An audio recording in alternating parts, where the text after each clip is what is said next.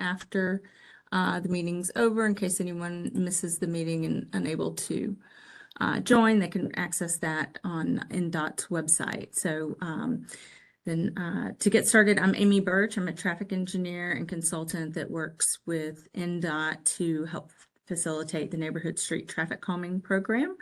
And on the call, we also have Ellie Finn, who will be helping me monitor the chat box. If there are questions that come in, just make sure that those get answered for you all. As we go along, if you have questions, feel free to unmute and ask those or put them in the chat box and we'll get to them as we go. And so we're here to talk about Kirkwood Avenue and the traffic calming project that has been identified for this street. And let's see. First, we're going to talk about some background, just a little bit of brief overview about the program, how it works. Then we're going to talk about the tools in our toolbox and then show you a concept that we have for Kirkwood Avenue to get your feedback and input on. And then we'll talk about next steps on where we go from here to get the project completed. All right, so what is traffic calming? Our neighborhood street, or NDOT's neighborhood street traffic calming program, focuses on residential streets like Kirkwood, and it's really introducing physical solutions that encourage slower speeds on these residential streets. So our tools are primarily targeting speed reduction.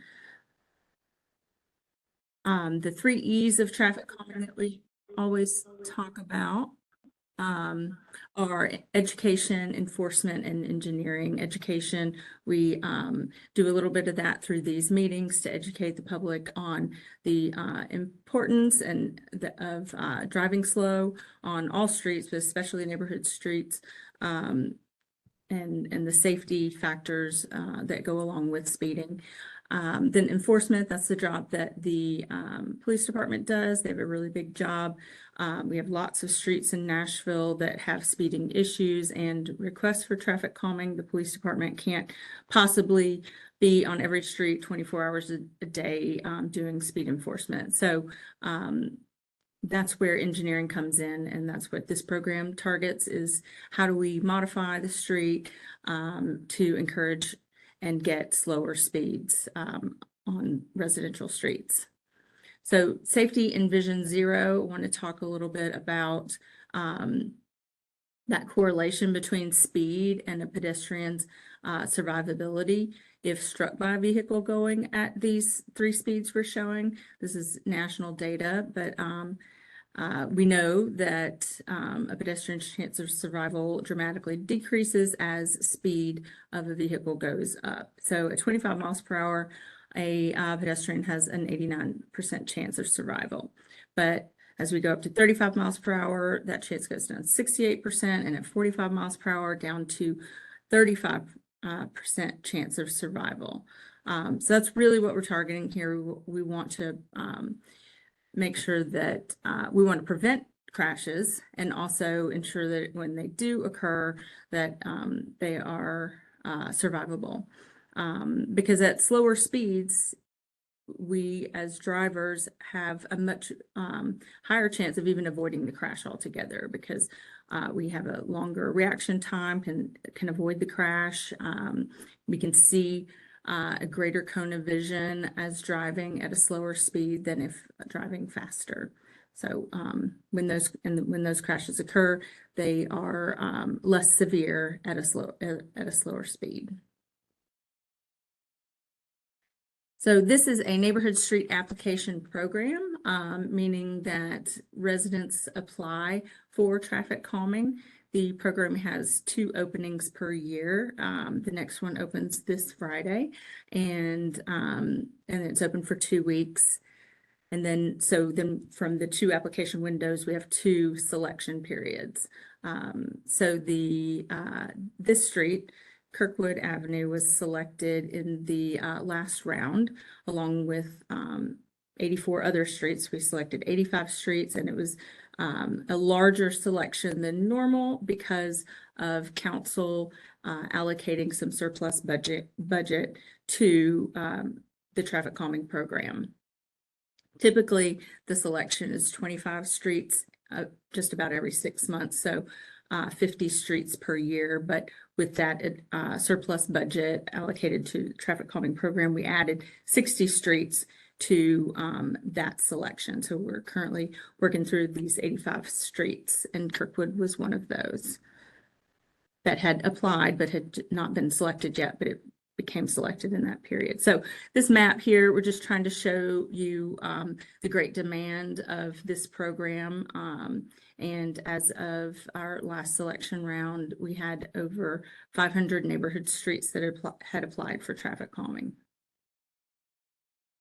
Outside the program, we always like to plug the Hub Nashville. If you're not familiar with it, you can reach the right services, the right department through putting in service requests through the Hub. You can call 311. You can access the Hub online at hub.Nashville.gov, or there's an app you can download to your smartphone and make those service requests. This is like storm grates are clogged and that's causing flooding in your yard or something like that, or a street sign's been knocked down that you've noticed and it needs to be replaced, or the signals flashing, it's lost power or something like that.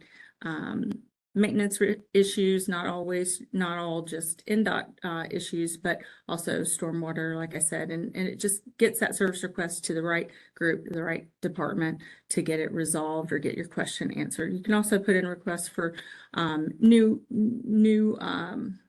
services or needs like traffic signals or signs and so forth. So always like to plug that because it's a great resource within Metro.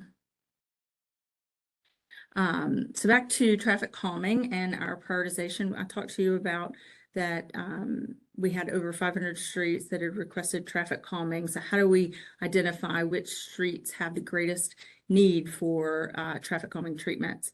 And we do that through the prioritization methodology that the program has developed. And it's based on 5 main criteria that I'm going to go over. The one that is weighted the most heavily is the vehicular speeds, and that's weighted at 45% of the score. And we compare the measured speed on the road to our desired speed of 25 miles per hour, which is the posted speed on pretty much all local residential streets now. So we measure the speed, we measure the volume. Volume is part of the scoring as well, and we look at the daily traffic volume on the street. We also look at other criteria like trip destinations. Is the street close to things like parks and libraries, schools, where we would expect people that live on that street to want to walk to and from nearby. We also look at, and that's worth 5% of the score. We also look at non-driver accommodations, so whether or not there's sidewalk down the street, and whether or not there are bikeways, greenways, bus routes on the street, or bus stops on the street or nearby. That is worth 10% of the score.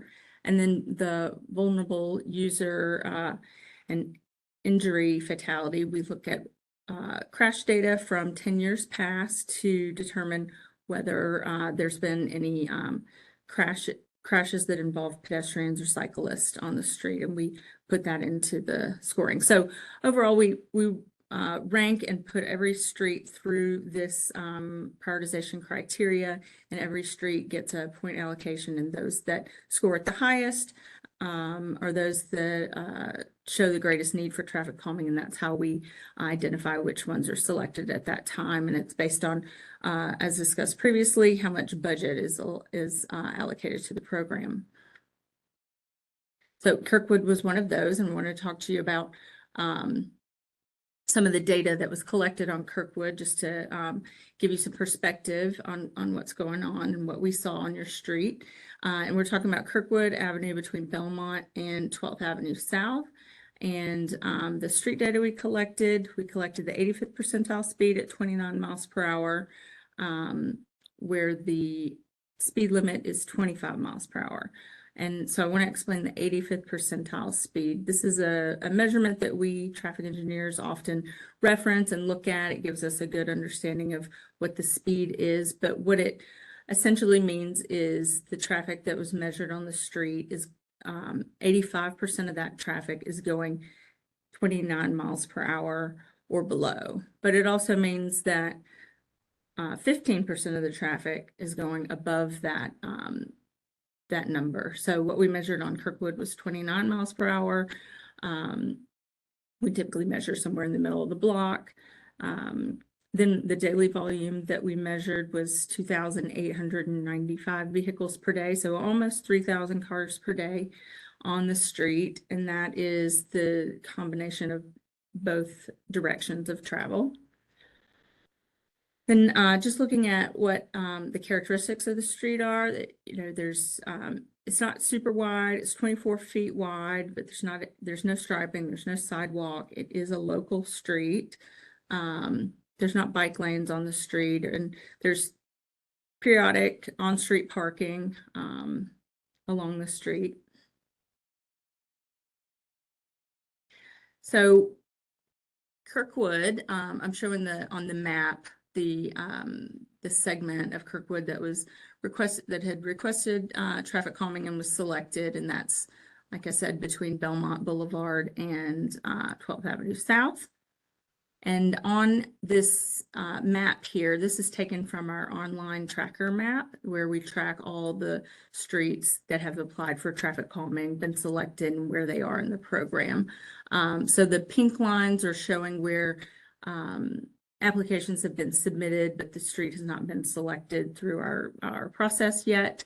The green streets, which Kirkwood is shown green under that highlight that I have, but those are the streets that have been selected and are working through the meeting and design phase of their project. So Vaux Lane is one of those, which is nearby. It was selected at the same time as Kirkwood. And then the blue dashed lines that you see are streets where the street has been selected for traffic calming. It's gone through the process. It's been designed and constructed and is installed with vertical measures. Vertical measures, we'll talk about those, but meaning speed cushions and speed tables and so forth. So nearby, you all have several streets that, like Gale Lane, where speed cushions have been installed. So let's talk about our toolkit real quick. What are we using to encourage these slower speeds? Speed cushions is the tool we use most often, and we have a lot of success with these speed cushions. They are like what's on Gale. On Gale Lane, these rubberized modular devices that we configure onto the roadway and drill into the pavement. And they are raised, so at their highest, they're 3 inches high, and then they come in width of 6 feet wide.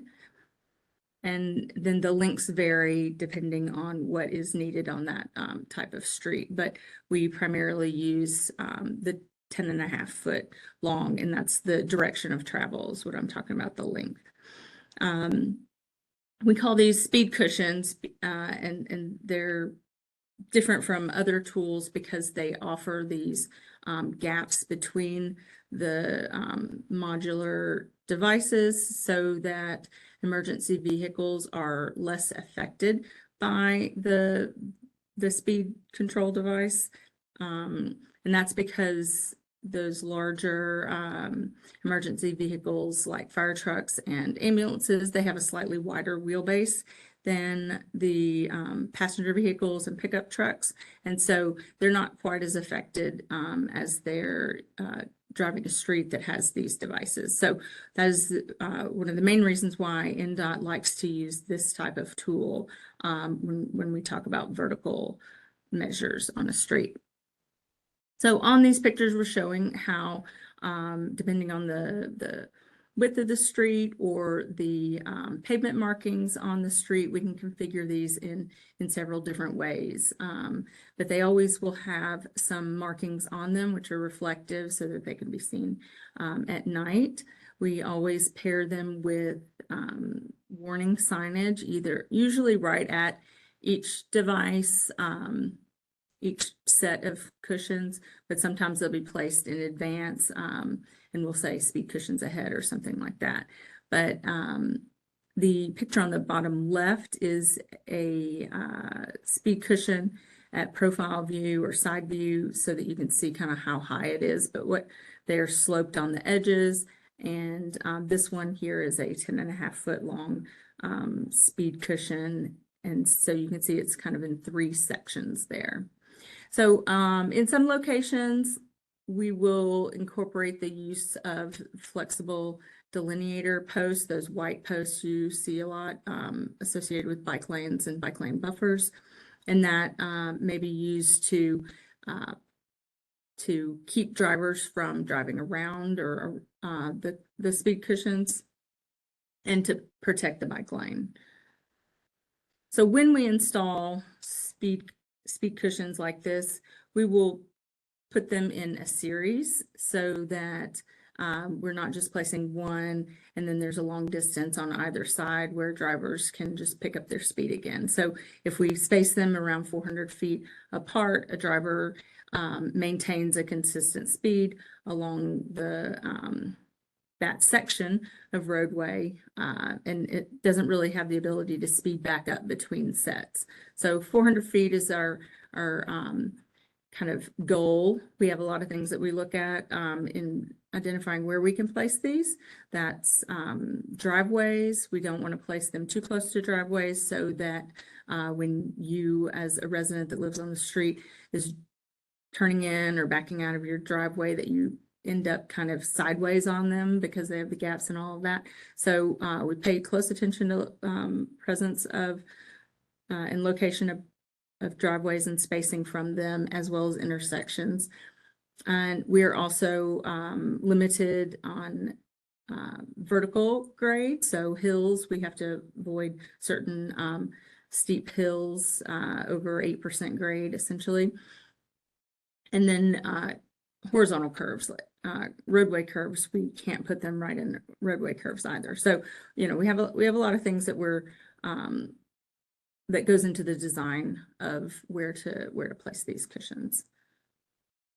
Then speed tables is another vertical measure that we use. It's made of the same rubberized material as the speed cushions, but the difference is that there's not the gaps that accommodate the emergency vehicles.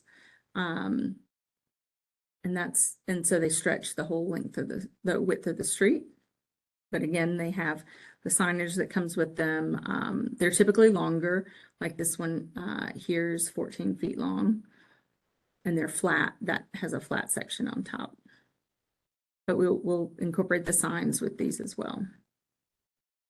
So NDOT has done some before and after studies to understand how effective these tools have been where installed on streets here in Nashville. And we did this study of 6 streets where speed cushions have been installed.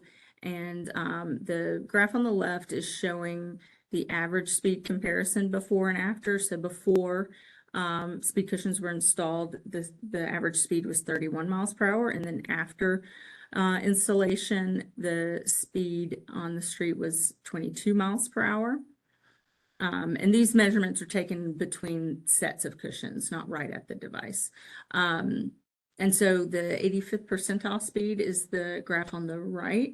And before the cushions were installed, the 85th percentile speed on average of these 6 streets was 37 miles per hour. And then after was 25 miles per hour. And that yellow line through the graphs is showing the 25 mile per hour speed limit posted. So this shows that what we've learned is these have been very effective in achieving that slower speed, which is what our goal is here. We also, through the program, will use radar feedback signs. These are often used in places or on streets where the vertical measures are not appropriate for whatever reason, hills, curvature, so forth, or the volume might be too high. But what these are they're typically solar powered and will have this radar sign that shows vehicle speed as you approach. They're always paired with a speed limit sign. And if your speed as the driver is above the posted speed limit, it will flash to remind you and show you to slow down. Also with some before after studies, these have been shown to reduce the 85th percentile speed as far as 7 miles per hour. So they can be effective as well. That previous graph that was, can you go back one slide? Yes. The previous graph it went down 9 average speed and went down 12. Although that 37 is a pretty high speed, isn't it? Yes. And yes. so, So, right. I think what this is telling us is that they're effective in achieving the desired speed. Right, which is the 25 miles per hour. fair enough. And so I guess do we see that from the other? Do we think like this graph is showing for the speed cushions is showing a kind of higher average and 85th than before we're seeing for Kirkwood. So correct. So Mm-hmm. what you said that those radar signs were used in places where you couldn't use the other. Can you give like an example of that, or like what do you mean that it? Yeah, so we typically approach a project and street to see if the vertical measures are appropriate. If they are, we will typically start with that treatment because we find that they're the most effective in getting the desired speed and driver behavior. But there are several streets where we can't install speed cushions for a number of reasons. Like it might be a really hilly street, and so we want to provide some measurement or some tools to get those drivers to slow down. So that's where we'll use those typically. Gotcha. And on the streets or in places, sorry, I should also say, or in places where the neighborhood does not want the speed cushions, that Gotcha. we receive that feedback. Gotcha. And in the places where you put the radar signs, like you put 3 to 5 or 6 sets of speed cushions, but on the streets with the radar signs, do you put them in sets too, or is it just one on the street generally? Typically, it depends on the length of the street, but typically it's not going to be at the same interval of speed cushion. So it's typically maybe 2 in each direction. It really depends on how long the street is, but Gotcha. Yeah, we're not putting them at the same 400-foot spacing. Thanks.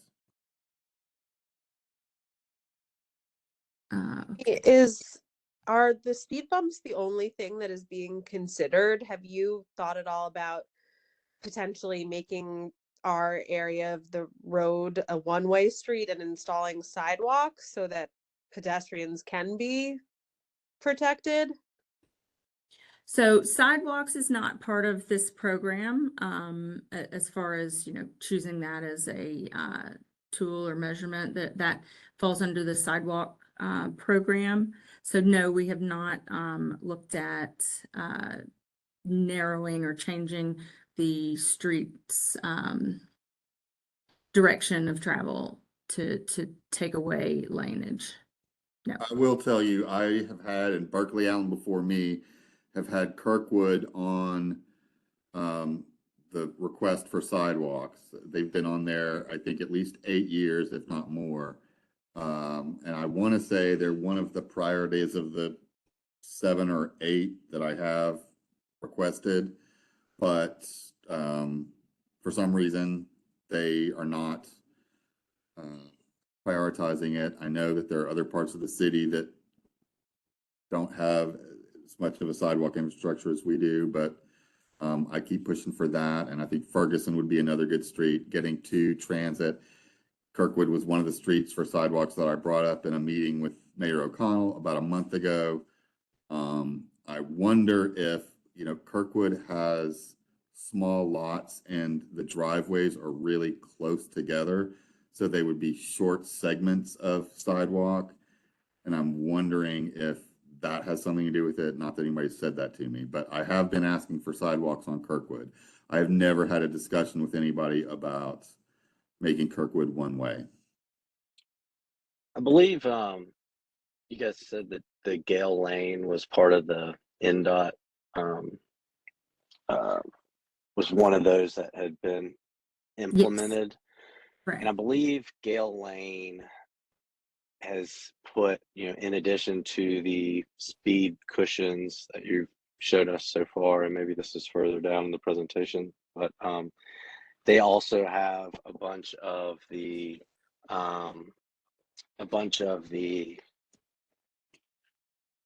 dividers on the road to kind of create a bike lane or a walk lane, because there's no sidewalks on that one as well. Was that part of the NDOT project, or was that a different organization that put all of the kind of white posts on that roadway to kind of allow people to walk on the road without getting fear of getting hit? It was part of NDOT, but it was separate from the program that did the traffic calming. It's intended to be bike lanes, but it does provide a buffer for pedestrians too. Yeah, that's something that just me personally, I think that, you know, slowing the traffic down, just because we are a street from Belmont all the way to 8th Avenue, it gets a lot of traffic. And, you know, at nighttime, there's sometimes delivery trucks that speed down our street. And a lot of people, if there's not cars, you know, I hate the cars parked on the side of the road, just kind of pulling in wherever. We did get some no parking signs that seem to have helped and calmed that. But candidly, those parked cars almost force drivers to slow down, although provide a nuisance for us residents. But I fully support trying to slow the cars down, but I also would love to find a solution to be able to walk to the park safely with our kids and not worry about getting hit by cars, especially at evening hours. Agreed. I'll keep asking for that sidewalk. I don't know that Kirkwood is, my guess is visually it seems like Gale is wider Wider. than Kirkwood. My sense is Kirkwood is relatively or comparatively narrow to a lot of the side streets around.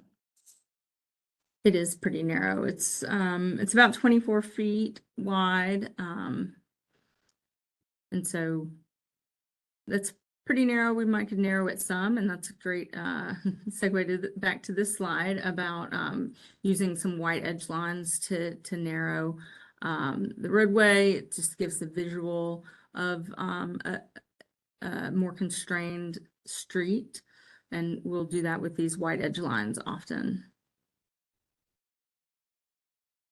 So is pavement marking a potential for this project or no? Yes, it's something we can discuss. Yes, meaning these white stripes on the edges. Correct. Yes, yes. We would narrow it to somewhere maybe 21 to 20 feet wide if we did that.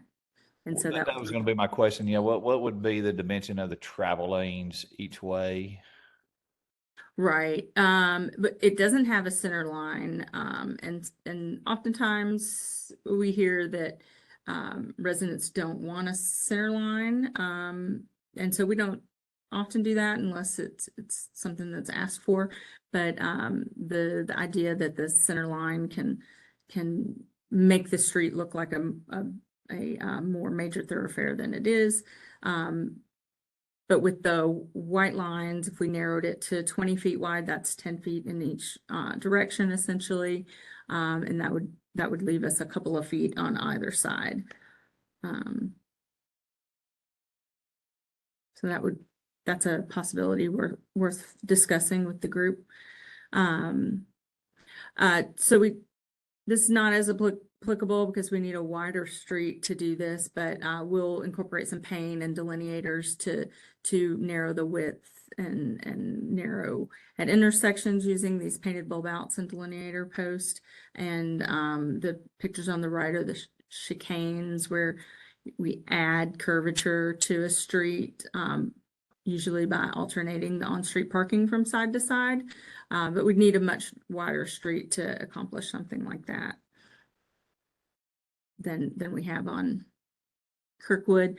Traffic circles, you may be familiar, there's a couple around in your neighborhood, but it's, you know, kind of There's one on Elmwood, I think. Elmwood and 15th has one. The way this program does it is these asphalt circular islands installed in intersection. It's an intersection treatment. We don't really have that situation here on Kirkwood, but you drive them similar to a roundabout counterclockwise around the central island, and the horizontal deflection that is created with this central island in the middle of the intersection slows drivers as they drive through the intersection. So now I'm going to talk about the proposal for Kirkwood, but our point in having these meetings is to get input from the neighborhood, from the residents that live on the street, and ask for the traffic calming and get that feedback. But our idea was to install 2 sets of speed cushions on the street somewhere towards the middle, which would give us about 400-foot spacing from the stop sign at Belmont Boulevard to the first set of cushions, then another 400 feet, one more set of cushions, and then it's about 400 feet to the traffic signal at 12th Avenue South. So that would be what we were thinking. Now, I've heard some discussion about striping. That's certainly something that we can explore or add to this this plan as it is here. The picture in the top left is showing kind of how those cushions would lay in the road, and what the markings would be. They would have the warning signage as well with them. So I won't go on about that, because I'd like to hear from the group about what we presented in our toolbox and this proposal, if there's some adjustments that we should be making to the plan. This is Randy. I'm not sure speed cushions get to the issue at all. I think striping, for whatever it's worth, for my position, striping, and then maybe the vertical signs that you that kind of display the speed limit. That seems to be more efficient than the speed humps, because like I said, I don't think speeding is our issue. We've got some issues, and this is going to address a little bit of what we've got, but we have a volume issue, and what was the other one? Non-driver accommodations. Those seem to be the primary issues for our stretch from Belmont to 12th Avenue South, and there's some reasons for that. And I think the volume is probably even a little more than what we're capturing in the 3,000 that's there. It's the number of trips in a short period of time from uses to a local, neighborhood, to the yoga place in particular. And that, I understand that's a different issue, but I guess from my perspective, and living on the street for 15 years now, we've certainly seen some changes that I think a good hint of, if you're going over the speed limit, is better than a speed cushion. It seems like the digital signs would do that. And I also think giving drivers, especially drivers who don't live on the street and only use it as a thoroughfare, an idea of where the travel lane is. So when they're parking on the side of the street, that they understand that they're actually blocking travel lanes, and and that's a not only a major inconvenience, but part of the safety hazards along the street. So for whatever that's worth, that's kind of where we are. Randy, were you the neighbor that reached out to me about residential permit parking? Yes, we had talked about some of those issues, and and quite frankly, I was impressed with NDOT when we requested, and thank you, Tom, for doing that. When we requested no parking signage, that at least gives us some measure. And I think a lot of people just don't understand that we didn't receive mail for 3 days because just so happened someone was parked in front of our mailbox, and a lot of the just daily inconveniences of that are a little bit frustrating. And parking signs haven't resolved that issue necessarily, but at least allows me to say, look, no, there's no parking here. I don't care if you park in front of my house. That's not the issue here, but I haven't received my mail in 3 days because Right. you're parking here. I mean, like there's Let me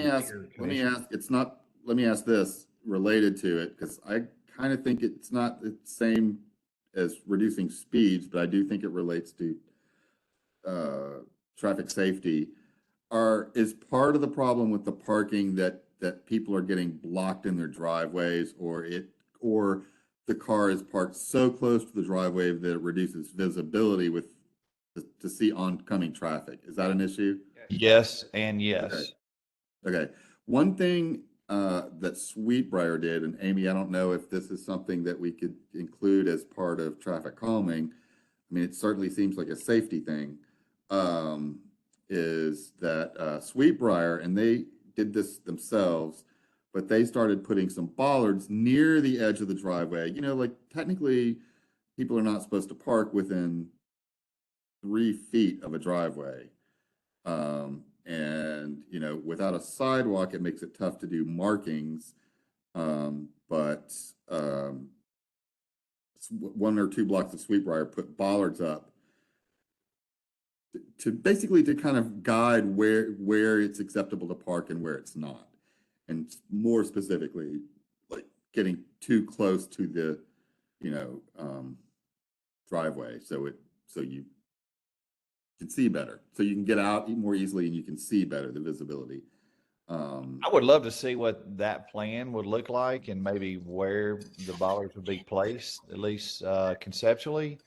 But I'm in full agreement. I think we're more about more visual kind of things, to visual clues for folks that are not familiar with urban neighborhoods and how they function. Quite frankly, a lot of people we have come through are from suburbia and they just don't know. So I do think some visual clues would be helpful more than vertical kind of elements to calm traffic.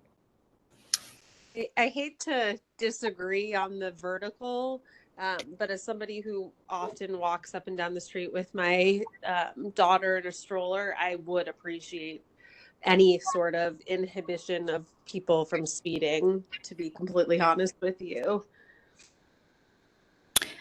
I have a question.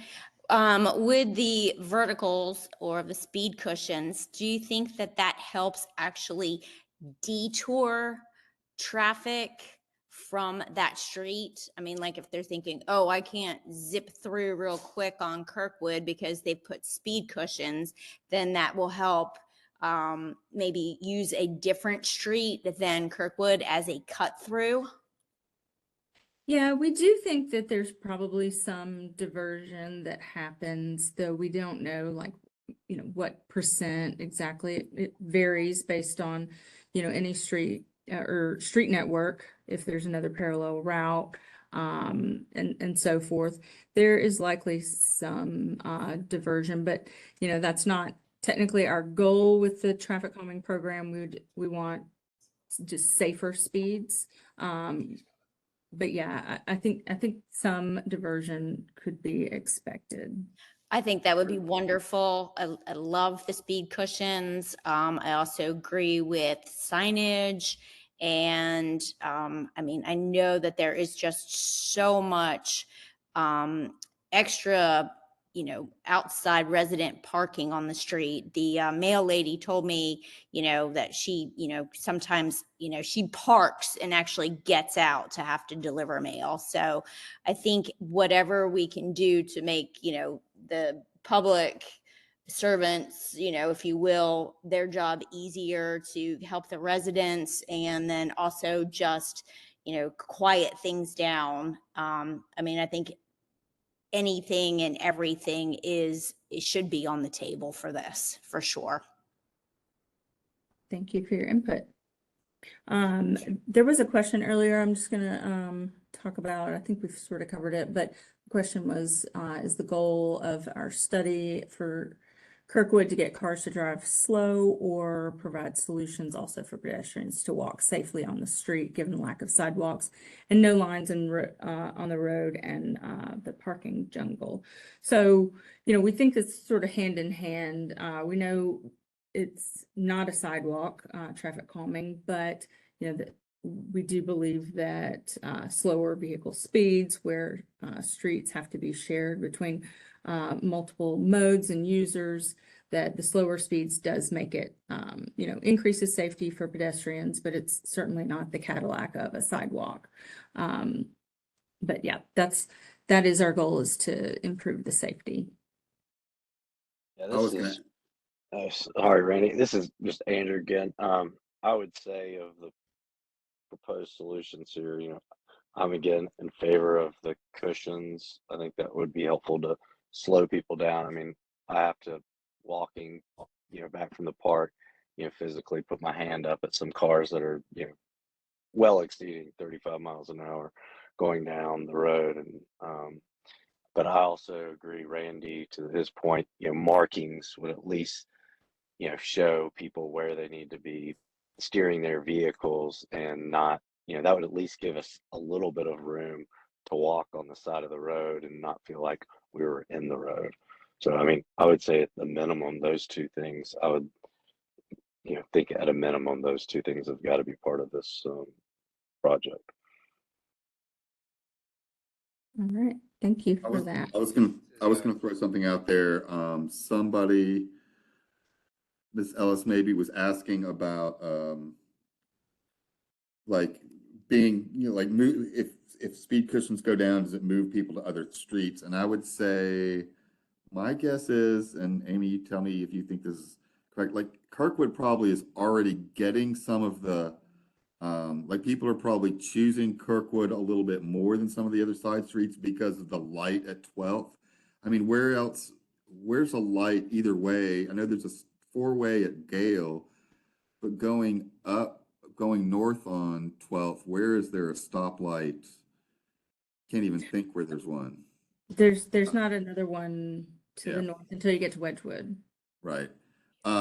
So I'm thinking that Kirkwood is already getting a little extra because of that. So if it's, pushing over, and I know that if you remember one of the earlier signs, there are some of the streets north of Kirkwood, like I know Dallas and I think Paris, Yes. and maybe one above that, have already applied. So if their data shows up, but if their data starts changing, or we are able to move through the queue and get the ones that aren't qualifying yet to qualify, either by changing data or by ability to get more done, I think they'll get some of that. And let me ask you this, Amy, because this has changed a little bit in the past, like in the first couple of years of these programs, NDOT staff, and it was different people back then,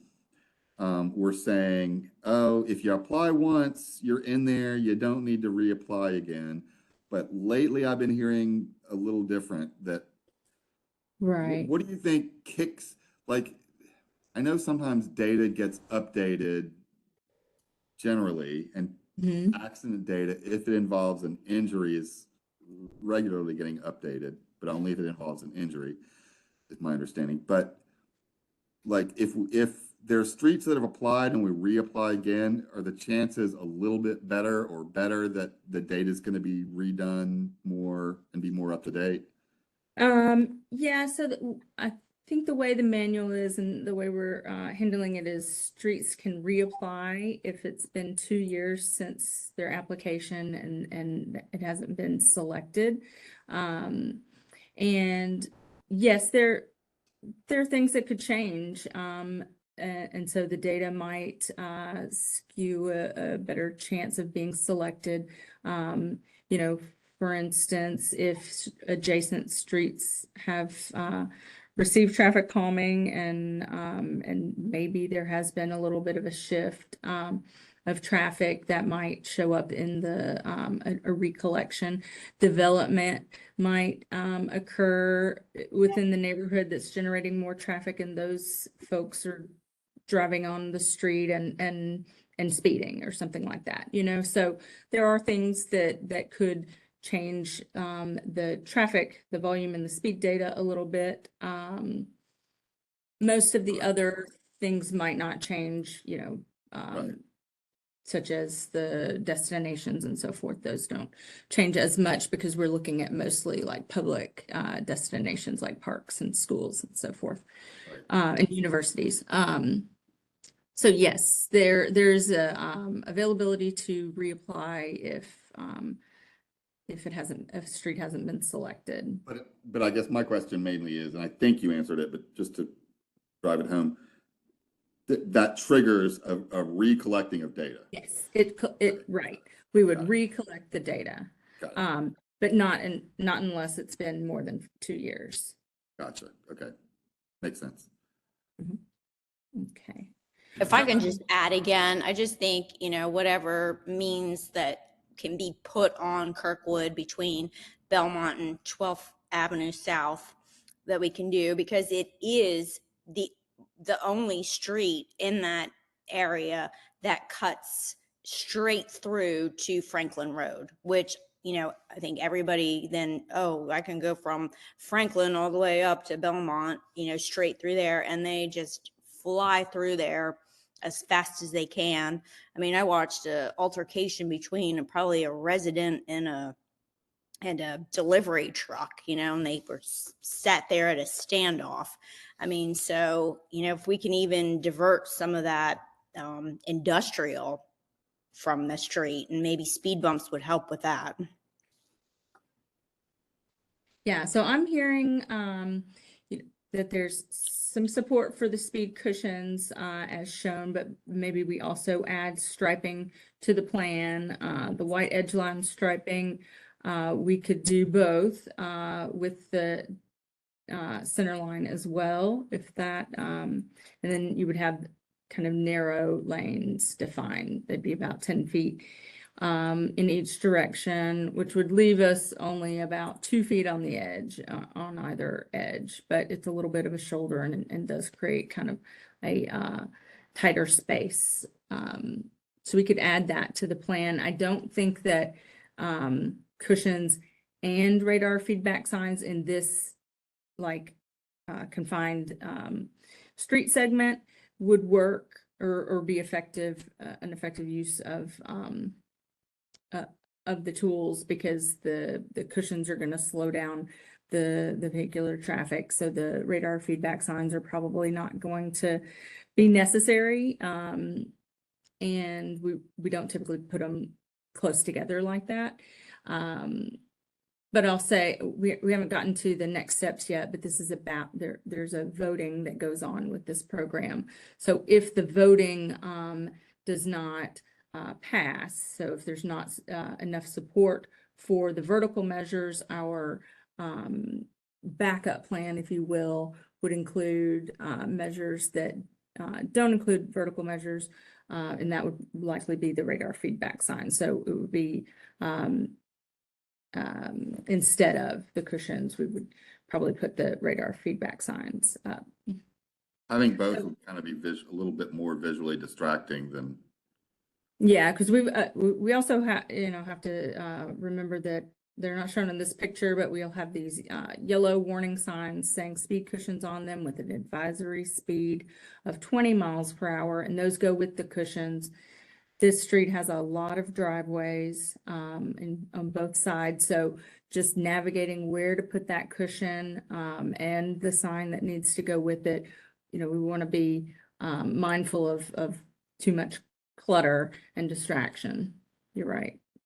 So I'm going to move on, and we can certainly come back to this slide, but I want to talk about the next steps in the program and where we go from here. I mean, can I just ask one more question, clarifying? With the markings and the parking situation on our street, obviously, you do the markings, it's not a wide street. People park on the side of the street. Now their car is going to be, you know, maybe half of it inside the marking, half of it outside the marking. You know, is that illegally parked at that point because these stripings are on the street and we can call a tow truck and come pick that up, or they could get a police ticket? Or is that a No. legally parked car, or are they going to now park like in our grass, in our yards, in order to make sure all 4 tires are inside the markings? Yeah, it's not illegally parked unless it's signed no parking. To my knowledge, it's not fully signed no parking. And so drivers may park over the line and therefore in the roadway lane a little bit, which is similar to what happens now. Now you have some on-street parking, no markings, but it does kind of create that yield flow at times when you have parking on both sides. So there may be instances where drivers have to stop, let the other one go by, or so and so forth to get around some of the on-street parking. Okay, So and then that just could continue. yeah, thank you for that. And then clarifying on the no street parking, is that who's responsible? Is that your group that's put up the no street parking on our side? And whose responsibility is it to enforce that no street parking? It's That's- not the traffic calming program. It is NDOT. Yeah, It is. it's NDOT, it's traffic enforcement, and I've been on, Dallas Avenue just got about 2 weeks ago, maybe one, well, 1.5, got, the Traffic and Parking Commission approved residential permit parking for Dallas. And, I really got on the NDOT's case about, not the enforcement's getting better, but it's not as robust as it needs to be. So it's the Traffic and Parking Commission, like traffic enforcement, or I'm sorry, not traffic, parking enforcement. And truth is, they tend to go where metered parking is, whether it's the old meters or the new, like, QR codes. And I was promised when we got this new smart parking system that we would get more robust enforcement. And I don't know that it's the no parking, when they're parked in no parking or they're blocking your driveway, you can call police, but they really got to be blocking your driveway, or blocking the flow of traffic, and then you can call police. But for just poor parking, there is a way on Hub to, request parking enforcement. Yeah, the problem with that is it's often the yoga crowd that's doing it, and when you call the police, their sessions are an hour and 15 minutes long. Yeah. By the time the police shows up, they're gone. Then someone else will pull in 20 minutes after the police officer leaves. Yeah. That's the I will tell you, we're never going, what we need is better parking enforcement. And I've been asking for it and continue to. And not that we're ever going to get every car that parks incorrectly, but if we can do it frequently enough that there's a pattern and that they know that they're taking a risk, and the yoga people the yoga managers or owners will, start spreading the word when it becomes a really big risk. because they don't want their customers to get, you know, $55 tickets and be ticked at them. And I've talked to them a couple of times, and I do think they hate that it's become a new, you know, that especially in heavy season, it's become a nuisance to the neighborhood. But I don't know that it's something they can totally control, other than, you know, not booking very many people, which they're not going to do. Yeah, I think they try. They do send the message out to their customers. It's just, you Yeah. know, when their customers are running late, they tend to park wherever Yep. is easiest. Yep, it needs to be a consequence. On the issue of the on-street parking, it's my understanding that potentially the building that currently houses the Element Salon is potentially being rezoned. I don't know if you're aware of the project, but will it include a parking lot? I just don't It will want include, to it will end up include a being parking even more. garage. I don't want us to get, hey, do me a favor, email me, tom.cass@Nashville.gov. And there's an upcoming meeting about it late next week. And I will make sure that you get that information. Oh, great. Thank you. And it's a garage, yes. That is the only reason I'm doing it. And I haven't even agreed to it yet, but that's the only reason I'm entertaining it. But we're getting kind of off of Amy's purview of traffic calming now, so I want to turn it back over to her. If you got other questions about parking, shoot them to me at tom.cash@Nashville.gov, and let's make sure that she can finish up this traffic calming. Thank you. Yeah, we just Okay. want to talk about where we are in the program. So I talked to you about the application process. So the street was applied for application. It at some point got selected. We do our prioritization that we talked about, and we're having this neighborhood meeting where we talk about the program, our toolbox, our concept, and get that feedback from you so that we can refine our design. Then from here, we will go back, we'll refine our design. It'll be something that, a contractor can use to install. So it's more details. We'll take measurements of the street. We'll show the cushions on the street, how far they are from driveways and so forth. That'll be on the plans. From design, we can go to the online ballot to get that input and confirmation that this is something that the residents and property owners on the street want to have done on the street. And from the ballot, then it moves into the construction phase, which is an 8 to 10 month period at this point.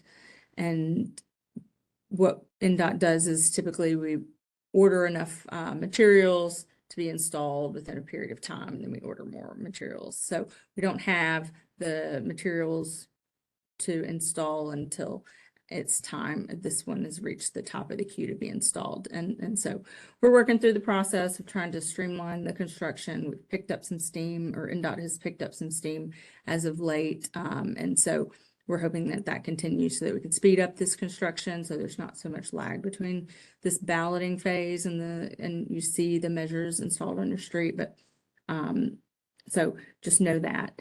But I want to talk about from design, if during this meeting we feel like there's a need to have another neighborhood meeting, we can always do that. We can take our feedback, put our design together, and then hold another meeting to show that to you all.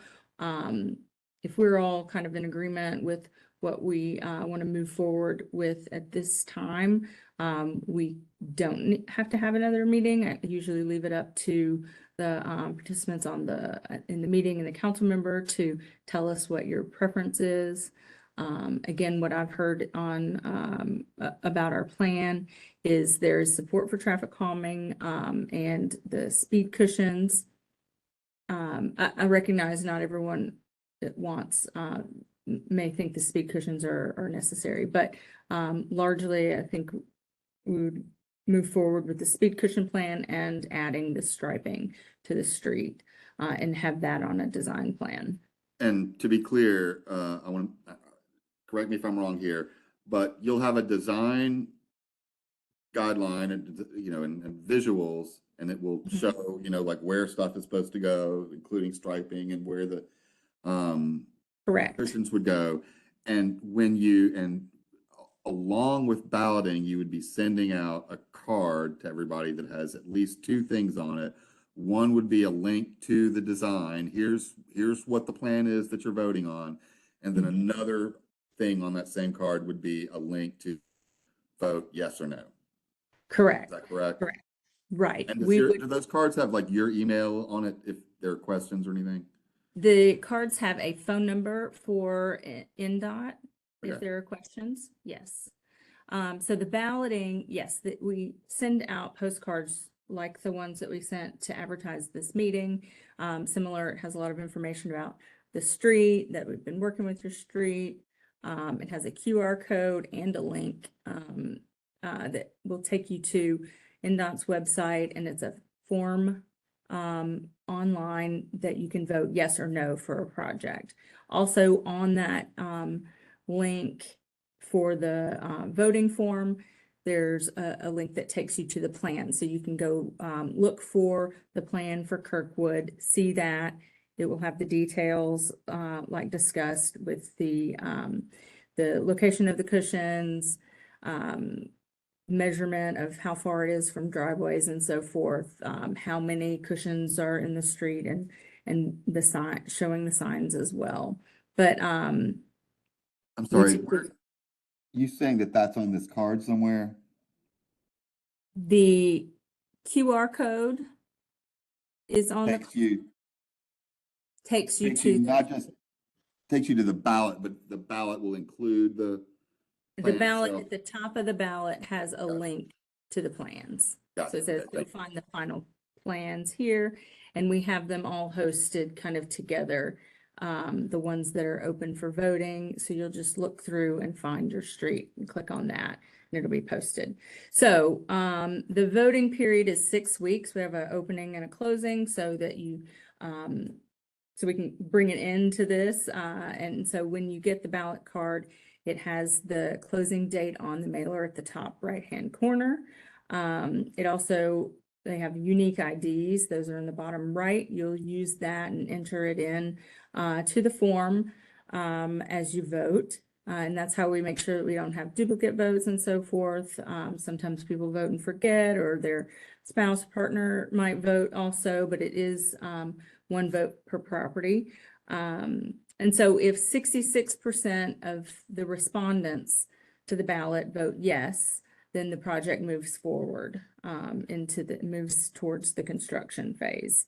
And like we said before, there's a phone number to NDOT. So if there's anyone that receives their ballot card, they have questions or can't vote online for any reason, then we would give you that help through that phone number. Can I ask one clarifying question, just real quick? I know you guys mentioned obviously the vertical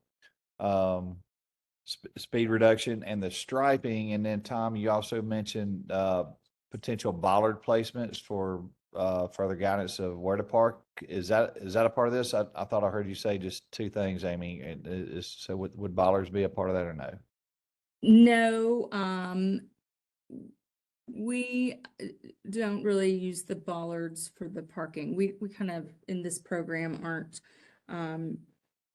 addressing parking, if you will. So no, we wouldn't be placing those at driveways like that was mentioned. But when we place our signs, we will often place them right next to the cushion, and that helps keep drivers from trying to drive around in yards to go around cushions. If there's with the striping, if we couldn't place the sign, the warning sign that says speed cushions and the advisory speed, if we couldn't place those right next to the cushion for whatever reason, utility or something like that, we might use one flexible delineator post to do that same thing to keep drivers from trying to drive around them maybe on the white line if we were to when we incorporate the lines on the plan. But no, we're not talking about what Councilman Cash described. That's a great explanation. Thank you for the clarification. You're welcome. Okay, so you probably want to know who's eligible to vote on the plan, and that's residential properties, churches, and schools, and those all those property owners get one vote. Commercial properties are not eligible, so I'm showing the highlighted properties here. Vacant properties are not eligible. So I think there's a Metro-owned property in there that I've kind of eliminated there. Then, so it's all properties that abut the street that we're talking about that's affected by the traffic calming. Owners with multiple properties get one vote. And that's, are there any questions about the ballot zone? We don't receive our ballot in the mail. Is there a way to go online and enter something to get our vote casted, or do we have to actually call? Yeah, if you don't get your ballot in the mail, you can reach out to us and we can help help you with your unique ID. Probably ask you some questions, but yes, you can certainly, we want people to be able to vote. So if that happens, just let us know. I'm giving you my contact information and NDOT's traffic calming email address, NDOT.TrafficCalming.Nashville.gov. And I'm also, Tom.cash@Nashville.gov. he will guide you as well to help with that. We also we like to show you our this is a QR code to the NDOT's traffic calming website, but it's TrafficCalming.Nashville.gov. You can I think there's contact information on there as well, but this is where we host all the final plans that are being voted on. You can find all of those there, the manual for the traffic calming program, the results of the ballots when those, after the ballot closes after the 6-week window, we will review the votes and give those results, post those on the website. We don't post individual votes or anything like that, but just the, 70% voted yes, and so it passed. We'll give that level of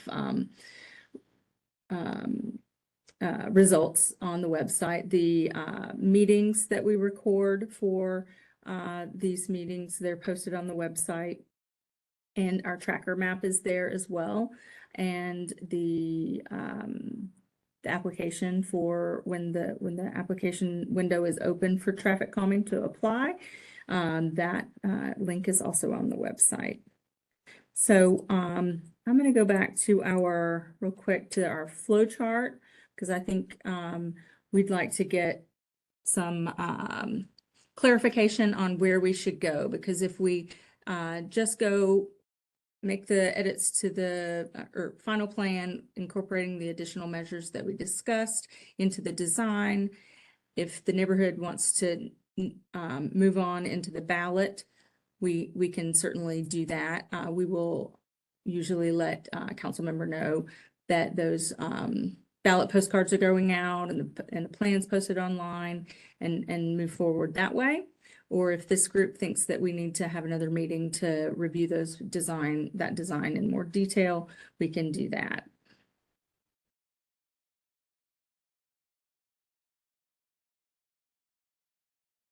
I'm open to what the neighbors on the street want.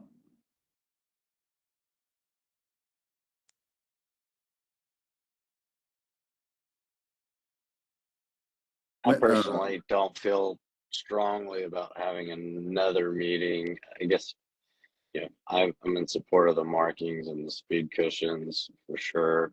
I think you mentioned with the markings, you can have a double line or not a double line. I'm kind of indifferent to the double line. I'm not sure the advantages of one or the other, but that would be the only thing from my standpoint. I'm in support of vertical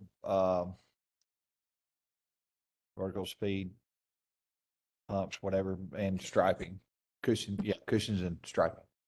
All right. I also agree with Andrew and Randy about striping and the vertical speed bumps. Okay. So And no need for another meeting for sure. great.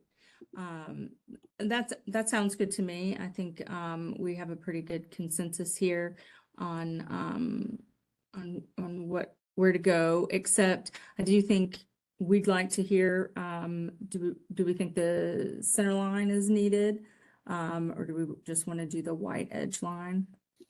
I'll say that the other side of 12th does have a center line on Kirkwood.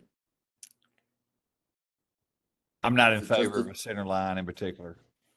Is it just as don't- wide on the other side? And the other side It's also, wider, has some sidewalk too. and it also, like, one side doesn't have any residential houses, right? Right, it's the park. It's the park. My concern about the center line is that our street's not wide enough, and then Visual. you're going to have people crossing a double line, and some people are going to say, "Well, they're crossing into my line. They're going to wreck into me." You know, the center line kind of gives you freedom to think nobody's going to come into you. Where on our street, people are I going to would come agree. into you because they're going to be parking on the side of the road. I would agree with that. So we will add white edge lines on the street and put that on the design plan, and we'll get those posted as soon as we get them ready and and as soon as they are, which that's about a 2-month period, we get that design all finalized, and then we will let council member know that the online ballots are coming out, and you can expect those in your mail. And I don't think I went over this, but the balloting postcards go to the property owners. So whatever address is on Metro's parcel data, that is the property owner's address, that's where that postcard goes. So if it's a property owner in Texas, the postcard goes there. So I just want to make sure that that was clear. So I think that's all I have. If there are any other questions, I'll be happy to answer those, but I appreciate all the input and listening that we've had for this meeting so that we can put together a plan that works for those of you that live on Kirkwood. Thank you, Amy. Mhm. So Member Cash, thank you for your leadership and thank you for bringing this forward. And Amy, I appreciate your presentation and the clarity and the objectives that we're trying to do on Kirkwood. So thank you both for the work y'all are doing. Thank you. Yes, thank you both, and thank you to our neighbors for your equal concern to get Kirkwood safer. Absolutely. Thank you, everyone. Appreciate your time for sure. All right. I'm going to stop sharing and stop recording, and thank you all.